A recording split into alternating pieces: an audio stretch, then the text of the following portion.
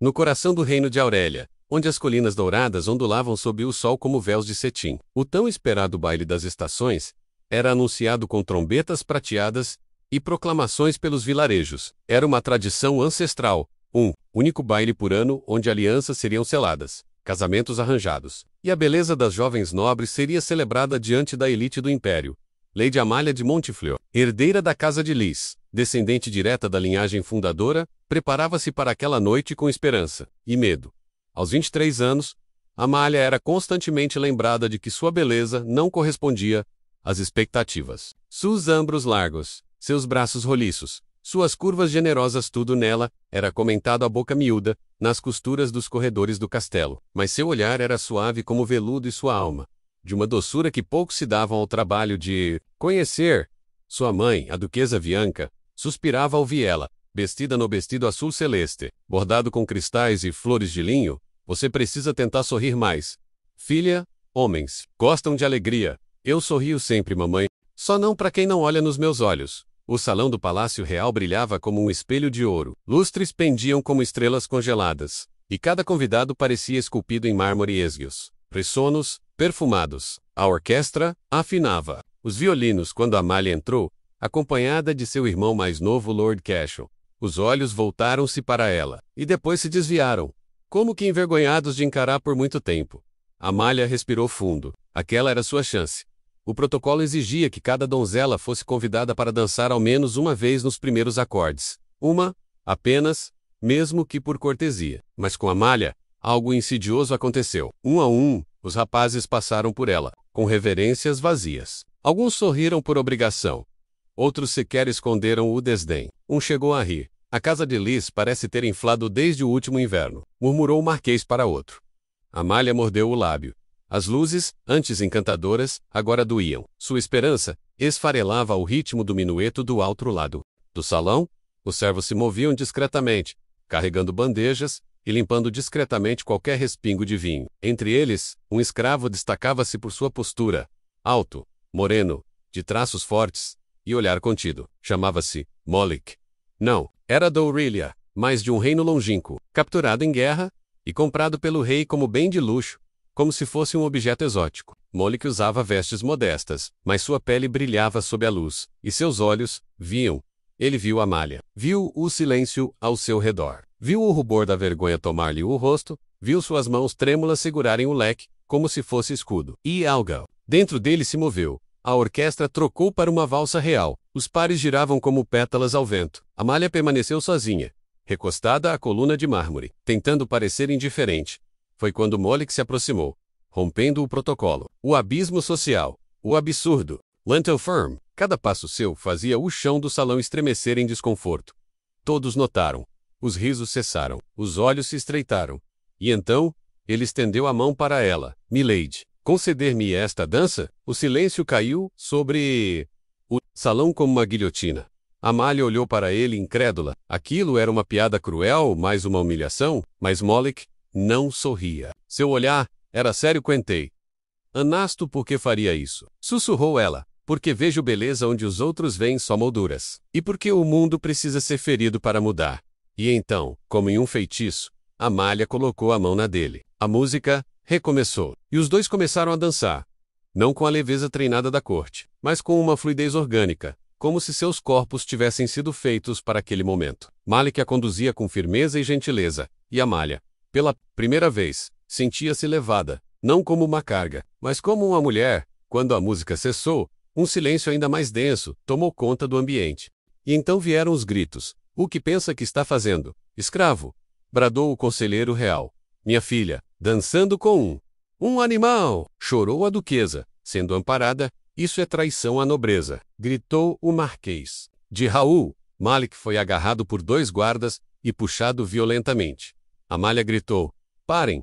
Ele não me forçou. Ele apenas dançou comigo. Mas era tarde. Moloch foi arrastado pelos corredores do palácio. E antes de desaparecer, lançou-lhe um último olhar. Um olhar que dizia, valeu a pena. Amália ficou sozinha no centro do salão. Pela primeira vez, completamente vista. Mas o preço por isso estava só começando a ser cobrado. No coração do reino de Aurélia, onde as colinas douradas ondulavam sob o sol como véus de cetim. O tão esperado baile das estações era anunciado com trombetas prateadas e proclamações pelos vilarejos. Era uma tradição ancestral, um único baile por ano, onde alianças seriam seladas, casamentos arranjados, e a beleza das jovens nobres seria celebrada diante da elite do império. Lady Amália de Montfleur, herdeira da casa de Lis, descendente direta da linhagem fundadora, preparava-se para aquela noite com esperança e medo. Aos 23 anos, Amália era constantemente lembrada de que sua beleza não correspondia às expectativas. Seus ombros largos, seus braços roliços, suas curvas generosas, tudo nela era comentado a boca miúda, nas costuras dos corredores do castelo. Mas seu olhar era suave como veludo e sua alma, de uma doçura que poucos se davam ao trabalho de conhecer. Sua mãe, a duquesa Bianca, suspirava ao vê-la, vestida no vestido azul celeste, bordado com cristais e flores de linho. Você precisa tentar sorrir mais. Filha, homens gostam de alegria. Eu sorrio sempre, mamãe, só não para quem não olha nos meus olhos. O salão do Palácio Real brilhava como um espelho de ouro. Lustres pendiam como estrelas congeladas, e cada convidado parecia esculpido em mármore esguios, ressonos, perfumados. A orquestra afinava os violinos quando Amália entrou, acompanhada de seu irmão mais novo, Lord Cashel. Os olhos voltaram-se para ela, e depois se desviaram, como que envergonhados de encarar por muito tempo. Amália respirou fundo. Aquela era sua chance. O protocolo exigia que cada donzela fosse convidada para dançar ao menos uma vez nos primeiros acordes. Uma, apenas, mesmo que por cortesia. Mas com Amália, algo insidioso aconteceu. Um a um, os rapazes passaram por ela, com reverências vazias. Alguns sorriram por obrigação. Outros sequer esconderam o desdém. Um chegou a rir. A casa de Lis parece ter inflado desde o último inverno, murmurou o marquês para outro. Amália mordeu o lábio. As luzes, antes encantadoras, agora doíam. Sua esperança esfarelava ao ritmo do minueto do outro lado do salão. Os servos se moviam discretamente, carregando bandejas e limpando discretamente qualquer respingo de vinho. Entre eles, um escravo destacava-se por sua postura, alto, moreno, de traços fortes e olhar contido. Chamava-se Moloch. Não, era da Aurelia, mas de um reino longínquo, capturado em guerra e comprado pelo rei como bem de luxo, como se fosse um objeto exótico. Moloch usava vestes modestas, mas sua pele brilhava sob a luz, e seus olhos viam. Ele viu Amália. Viu o silêncio ao seu redor. Viu o rubor da vergonha tomar-lhe o rosto, viu suas mãos trêmulas segurarem o leque, como se fosse escudo. E algo dentro dele se moveu. A orquestra trocou para uma valsa real. Os pares giravam como pétalas ao vento. Amália permaneceu sozinha, recostada à coluna de mármore, tentando parecer indiferente. Foi quando Moloch se aproximou, rompendo o protocolo. O abismo social. O absurdo. Lentil firm. Cada passo seu fazia o chão do salão estremecer em desconforto. Todos notaram. Os risos cessaram. Os olhos se estreitaram. E então, ele estendeu a mão para ela. Milady, conceder-me esta dança? O silêncio caiu sobre o salão como uma guilhotina. Amália olhou para ele incrédula. Aquilo era uma piada cruel, mais uma humilhação? Mas Moloch não sorria. Seu olhar era sério. Quentei. Anasto. Por que faria isso? Sussurrou ela. Porque vejo beleza onde os outros veem só molduras. E porque o mundo precisa ser ferido para mudar. E então, como em um feitiço, Amália colocou a mão na dele. A música recomeçou, e os dois começaram a dançar. Não com a leveza treinada da corte, mas com uma fluidez orgânica, como se seus corpos tivessem sido feitos para aquele momento. Moloch a conduzia com firmeza e gentileza. E Amália, pela primeira vez, sentia-se levada, não como uma carga, mas como uma mulher. Quando a música cessou, um silêncio ainda mais denso tomou conta do ambiente. E então vieram os gritos. O que pensa que está fazendo, escravo? Bradou o conselheiro real. Minha filha dançando com um animal. Chorou a duquesa, sendo amparada. Isso é traição à nobreza, gritou o marquês de Hall. Moloch foi agarrado por 2 guardas e puxado violentamente. Amália gritou: parem! Ele não me forçou. Ele apenas dancou comigo, mas era tarde. Moloch foi arrastado pelos corredores do palácio. E antes de desaparecer, lançou-lhe um último olhar que dizia: valeu a pena. Amália ficou sozinha no centro do salão, pela primeira vez completamente vista, mas o preço por isso estava só começando a ser cobrado. No dia seguinte, o silêncio era quase absoluto na ala norte do Castelo Montfleur. Servas evitavam seu olhar. Criadas cochichavam às suas costas. A vergonha não estava em ter sido rejeitada. No baile, isso já era esperado por muitos. O verdadeiro escândalo foi ela aceitar a mão de um escravo. O Conselho Nobre reuniu-se, em sessão fechada. Havia quem pedisse que ela fosse enviada a um convento. Outros queriam que Moloch fosse executado publicamente. O rei, ofendido em sua honra e em sua autoridade, concordou apenas com parte do castigo: banimento do escravo das terras centrais e reclusão de Amália. Por tempo indeterminado, Bianca, sua mãe, não ousava sequer abraçá-la. Como pôde envergonhar sua casa dessa forma? Sussurrava, de olhos baixos. Nem uma cadela se deitaria no chão onde um escravo pisa. Amália não respondia. Desde o baile, seu mundo se partira em duas metades. Antes do toque de Moloch. E depois, no coração do reino de Aurélia, onde as colinas douradas ondulavam sob o sol como véus de cetim, o tão esperado baile das estações era anunciado com trombetas prateadas e proclamações pelos vilarejos. Era uma tradição ancestral.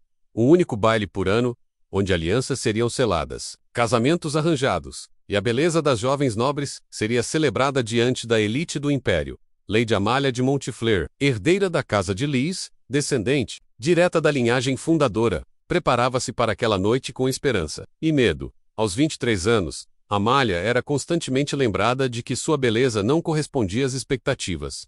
Seus ombros largos, seus braços roliços, suas curvas generosas, tudo nela era comentado à boca miúda nas costuras dos corredores do castelo. Mas seu olhar era suave como veludo e sua alma, de uma doçura que poucos se davam ao trabalho de conhecer. Sua mãe, a duquesa Bianca, suspirava ao vê-la, vestida no vestido azul celeste, bordado com cristais e flores de linho. Você precisa tentar sorrir mais, filha. Homens gostam de alegria. Eu sorrio sempre, mamãe. Só não para quem não olha nos meus olhos. O salão do Palácio Real brilhava como um espelho de ouro. Lustres pendiam como estrelas congeladas. E cada convidado parecia esculpido em mármore esguios, rissonos, perfumados. A orquestra afinava os violinos quando Amália entrou, acompanhada de seu irmão mais novo, Lord Cashel. Os olhos voltaram-se para ela, e depois se desviaram. Como que envergonhados de encarar por muito tempo, Amália respirou fundo. Aquela era sua chance. O protocolo exigia que cada donzela fosse convidada para dançar, ao menos uma vez nos primeiros acordes. Uma, apenas, mesmo que por cortesia. Mas com Amália, algo insidioso aconteceu. Um a um, os rapazes passaram por ela com reverências vazias. Alguns sorriram por obrigação, outros sequer esconderam o desdém. Um chegou a rir. A casa de Lis parece ter inflado desde o último inverno, murmurou o marquês para outro. Amália mordeu o lábio. As luzes, antes encantadoras, agora doíam. Sua esperança esfarelava ao ritmo do minueto do outro lado do salão. Os servos se moviam discretamente, carregando bandejas e limpando discretamente qualquer respingo de vinho. Entre eles, um escravo destacava-se por sua postura, alto moreno, de traços fortes e olhar contido. Chamava-se Moloch. Não, era do Aurélia, mas de um reino longínquo, capturado em guerra e comprado pelo rei como bem de luxo, como se fosse um objeto exótico. Moloch usava vestes modestas, mas sua pele brilhava sob a luz, e seus olhos viam. Ele viu Amália. Viu o silêncio ao seu redor. Viu o rubor da vergonha tomar-lhe o rosto, viu suas mãos trêmulas segurarem o leque como se fosse escudo. E algo dentro dele se moveu. A orquestra trocou para uma valsa real. Os pares giravam como pétalas ao vento. Amália permaneceu sozinha, recostada à coluna de mármore, tentando parecer indiferente. Foi quando Moloch se aproximou, rompendo o protocolo. O abismo social, o absurdo, lentil firm. Cada passo seu fazia o chão do salão estremecer em desconforto. Todos notaram. Os risos cessaram. Os olhos se estreitaram. E então, ele estendeu a mão para ela. Milady, conceder-me-a esta dança? O silêncio caiu sobre o salão como uma guilhotina. Amália olhou para ele, incrédula. Aquilo era uma piada cruel? Mais uma humilhação? Mas Moloch não sorria. Seu olhar era sério. Quentei. Anusto, por que faria isso? Sussurrou ela. Porque vejo beleza onde os outros veem só molduras. E porque o mundo precisa ser ferido para mudar. E então, como em um feitiço, Amália colocou a mão na dele. A música recomeçou, e os dois começaram a dançar. Não com a leveza treinada da corte, mas com uma fluidez orgânica, como se seus corpos tivessem sido feitos para aquele momento. Moloch a conduzia com firmeza e gentileza, e Amália, pela primeira vez, sentia-se levada, não como uma carga, mas como uma mulher, Quando a música cessou, um silêncio ainda mais denso tomou conta do ambiente. E então vieram os gritos. O que pensa que está fazendo? Escravo! Bradou o conselheiro real, minha filha. Dançando com um animal! Chorou a duquesa, sendo amparada. Isso é traição à nobreza! Gritou o marquês. De Hou, Malik foi agarrado por 2 guardas e puxado violentamente. Amália gritou. Parem! Ele não me forçou. Ele apenas tem cook. Mas era tarde. Malik foi arrastado pelos corredores do palácio e, antes de desaparecer, lançou-lhe um último olhar. Um olhar que dizia, valeu a pena. Amália ficou sozinha no centro do salão. Pela primeira vez. Completamente. Vista, mas o preço por isso estava só começando a ser cobrado. No dia seguinte, o silêncio era quase absoluto na ala norte do castelo Montefleur. Servas evitavam seu olhar. Criadas cochichavam às suas costas. A vergonha não estava em ter sido rejeitada no baile. Isso já era esperado por muitos. O verdadeiro escândalo foi ela aceitar a mão de um escravo. O Conselho Nobre reuniu-se, em sessão fechada. Havia quem pedisse que ela fosse enviada a um convento. Outros queriam que Malik fosse executado publicamente. O rei, ofendido em sua honra e em sua autoridade, concordou apenas com parte do castigo: banimento do escravo das terras centrais e reclusão de Amália por tempo indeterminado. Bianca, sua mãe, não ousava sequer abraçá-la. Como pôde envergonhar sua casa dessa forma? Sussurrava, de olhos baixos. Nem uma cadela se deitaria no chão onde um escravo pisa. Amália não respondia. Desde o baile, seu mundo se partira em 2 metades. Antes do toque de Malik, e depois, após semanas de confinamento, um único privilégio lhe foi concedido: passear no antigo jardim murado, um relicário esquecido da época da rainha Isolda, a avó do atual monarca. Nenhuma outra dama ia até lá, por considera-lo fora de moda e decadente. Mas Amália encontrou, naquele espaço selvagem, uma espécie de refúgio. Lá, entre espinhos e lavandas indomadas, ela chorava sozinha. Tocava o ar onde Malik a segurara, e com um tempo, passou a escrever cartas, não para enviar, mas para lembrar. Se você pudesse me ver agora, Malik, saberia que sua dança foi o único instante em que fui plena. Um dia, ao virar uma das fontes secas do jardim, ela encontrou um homem de rosto oculto por um capuz. Ele estava recolhendo folhas de mirra e cascas de jasmim. Quem é você? Perguntou Amália, assustada. O homem tirou o capuz. Era ele. Malik. Bim me despediram. Fui vendido. Amanhã parto para as minas de Endur. Amália sentiu o mundo girar. Por que veio aqui? É perigoso. Porque não suportava partir sem vê-la mais uma vez. E então, com o mesmo cuidado da dança, ele tocou sua mão.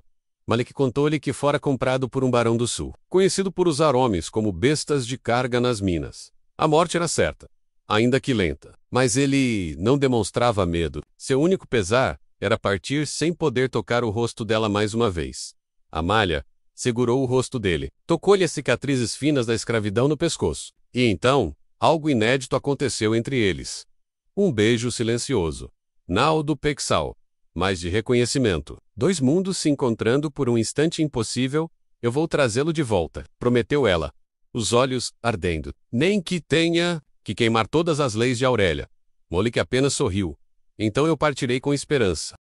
Naquela noite, enquanto os sinos da torre batiam 3 vezes, Malik desapareceu do jardim e foi levado para os ermos do sul. Nos dias seguintes, Amália mudou. Passou a estudar leis antigas, costumes, alianças. Descobriu que a casa de Lis possuía, em documentos esquecidos, terras exatamente na fronteira entre Aurélia e Endur. Mais ainda, que toda jovem nobre, ao atingir 25 anos sem casamento, podia reclamar sua autonomia política menos um direito usado por poucas. Temido por muitas, ela começava a traçar um plano. Na corte, ninguém notava a fúria que crescia sob seu semblante manso. Amália deixara de ser uma jovem esperando a aprovação. Agora era uma mulher que conhecia o gosto da liberdade e do toque de quem a vira como humana. Ela mandou chamar um antigo aliado da família, Lord Vael, um velho jurista marginalizado pela nobreza. Prometeu-lhe abrigo, proteção e ouro, em troca de uma coisa: um documento oficial que a proclamasse senhora plena de suas terras. O primeiro passo estava dado. O reino de Aurélia estremeceu quando, em pleno salão do conselho, Lady Amália de Montefleur surgiu trajando um vestido carmesim com insígnias douradas da casa de Lis e, diante de todos, proclamou: reivindico meus direitos como senhora legítima das terras de Bravol. Fronteira Sul. Faço valer a cláusula de soberania feminina do Tratado de Elião, ratificado no século VIII. O rei cerrou os olhos. Alguns riram. Outros ficaram em silêncio. Mas ninguém contestou menos a lei. Esquecida e ignorada, ainda era válida. E por ela, Amália tornava-se dona de um território próprio, com plenos poderes de administração e justiça local. Naquela mesma semana, partiu para o sul, com uma pequena comitiva e Lord Vael como conselheiro. Levava consigo apenas o necessário. E o retrato mental do rosto de Malik. As minas de Indur eram conhecidas como a boca do inferno, um lugar de fumaça constante, pedras partidas e homens que jamais voltavam. A entrada principal era guardada por mercenários a soldo do Barão Esk, um nobre sem títulos reconhecidos que enriquecerá vendendo minério e carne humana. Amália, vestida de forma discreta, aproximou-se sob o pretexto de inspeção fiscal. Mostrou seus selos, mas foi barrada. Não recebemos senhoras por aqui, disse um dos capatazes, cuspindo no chão. A menos que venha para amaciar os ossos dos escravos. Amália nada disse, apenas entregou um pergaminho com um selo real. Isso é uma ordem de inspeção da soberana de Bravou. Negar-me acesso será interpretado como crime de desacato ao império. Quero ver os registros de prisioneiros. Todos. Os homens riram, até verem os soldados de Bravou atrás dela, armados. A risada cessou. Levaram-na aos escritórios, um amontoado de madeira podre e pergaminhos sujos. Vasculhou os nomes. Encontrou o dele Malik, registrado como ativo desaparecido. O que significa isso? Fugiu 2 meses atrás. Dizem que caiu no desfiladeiro. Ninguém sobrevive lá. Amália apertou os punhos. Não acreditava durante semanas.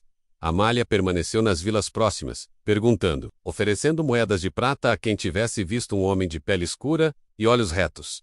Muitos mentiam. Outros zombavam, até que uma velha camponesa falou.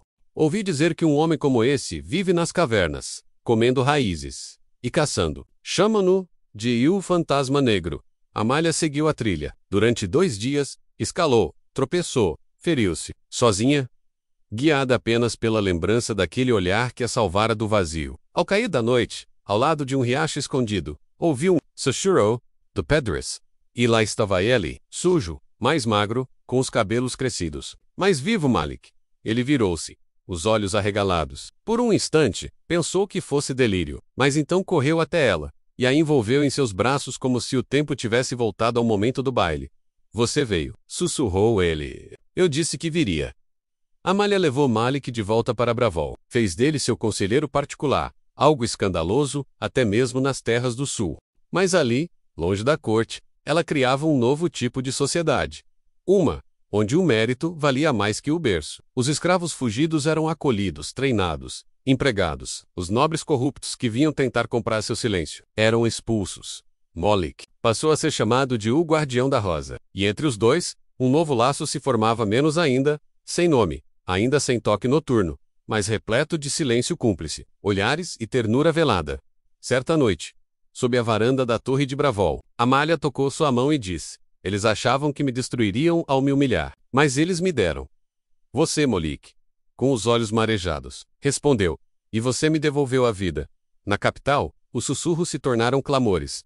Nobres exigiam ação. Clero clamava por punição divina, e o povo começava a perguntar, e se Lady Amália estiver certa? E se Malik for mais honrado que todos os barões juntos? O rei, cercado de ameaças internas e humilhações públicas, tomou uma decisão radical. Ele mesmo marcharia até Bravou, acompanhado por um novo exército, com ordens absolutas. Não de capturar, mas de destruir. Incendeiem tudo. Façam da lembrança dela um aviso eterno. Enquanto isso, Amália, em Bravou, preparava-se, não para outra guerra, mas para um último sacrifício. Ele virá e trará fogo. Não podemos vê-lo com espadas, disse ela a Malik.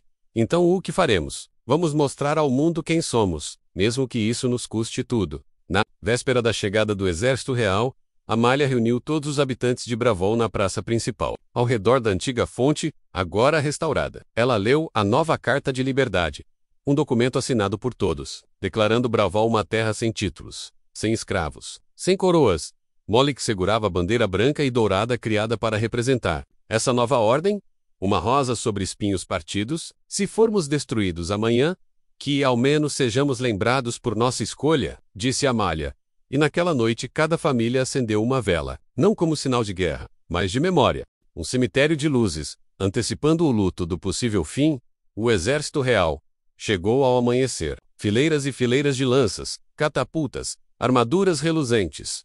À frente, o rei em pessoa, em cavalo negro, mas o que encontrou foi silêncio. Amália e Moloch estavam diante dos portões, desarmados. Atrás deles, homens, mulheres e crianças de mãos dadas. Se nos atacar, atacará seu próprio povo, disse ela, com voz firme. Vocês não são meu povo, são traidores, hereges, degenerados, então nos mate. Mas saiba que cada homem que tombar aqui, se tornará semente em outro lugar. O rei hesitou, e nesse instante, parte do próprio exército começou a baixar as armas. Alguns soldados olharam para as crianças, para os velhos, e viram algo que o rei não via: humanidade. Houve gritos, ordens, confusão. E então, um estalo, uma flecha disparada do alto da torre real, direto no peito de Moloch. O mundo parou. Amália correu até ele, a flecha cravada, entre as costelas, o sangue escorrendo como tinta vermelha. Não, Moloch. Ele tocou seu rosto sorrindo, mesmo em dor. Eu vivi e amei. Obrigado por me ver. Ele morreu nos braços dela. A multidão silenciou. O rei, pasmo, nada disse. Pela primeira vez, viu o horror do que causava. E então, Amália se levantou. Com o corpo de Moloch nos braços, ela marchou para a frente do exército. Que todos vejam o que significa ser livre. E um a um, os soldados se ajoelharam. O rei foi. Naquela noite, a coroa foi abandonada no acampamento. Bravol se tornou um símbolo. Moloch, um mártir. Os dias seguintes à queda do rei foram marcados por uma quietude estranha. Não havia mais soldados marchando, nem oradores gritando. Os campos de Bravol, antes manchados de sangue, agora eram adubados pelas lágrimas daqueles que resistiram. O corpo de Moloch foi enterrado no centro do jardim murado, onde tudo começara. Sobre sua cova, Amália mandou plantar uma roseira selvagem, de espinhos longos e flores negras, um símbolo do impossível tornado real. Ela não falava muito. Passava horas sentada ali escrevendo cartas que não enviava, lendo pergaminhos de liberdade, ensinando crianças a ler, e contando histórias sobre um homem que dançou com ela quando ninguém mais ousou faz-clou. Amália tornou-se uma lenda viva. Sua liderança foi formalmente reconhecida por outras vilas e regiões rebeldes. Construiu escolas, aboliu dívidas camponesas e criou um conselho rotativo onde homens e mulheres, ex-escravos e filhos de nobres, decidiam juntos. Em seus discursos, raramente falava de si, mas em um festival de primavera, em frente à nova praça, construída com pedras das antigas muralhas, ela subiu em um palco simples e disse: Não me chamem de rainha. Não sou mais nobre, nem líder. Sou apenas uma mulher que foi tocada por alguém que não devia sequer falar comigo, e que me ensinou o valor da escuta, da coragem e do amor. Todos a aclamaram, e uma menina do povo lhe trouxe uma rosa negra, colhida no jardim, para que nunca se esqueça dele. Amália Coru, ela recusou casamentos, recusou coroas, viveu em Bravol por mais 20 anos, envelhecendo com dignidade e simplicidade. Seu cabelo tornou-se branco como neve, mas seus olhos mantinham o mesmo brilho do baile, em que tudo começara tudus, os anos. No mesmo dia da dança, ela vestia um manto atul celeste, e ia ao jardim. Sozinha, dançava lentamente diante da roseira, negra como se Moloch ainda estivesse ali, guiando seus passos. Diziam que era loucura, mas os que a viam sabiam que era amor. Quando Amália morreu, aos 67 anos, deixou um único testamento interim ao lado dele, no jardim. E deixem que cresçam rosas entre nós, pois só na terra os iguais se reencontram. Assim foi feito. Hoje dizem que entre as ruínas da antiga Bravol, no centro de um jardim silencioso, crescem duas roseiras entrelaçadas, uma negra, outra branca, menos que nunca deixam de florescer, mesmo no mais rigoroso inverno. E todos os que passam por ali, escutam, ao vento, o som de uma valsa. Dois mundos que um dia ousaram se amar.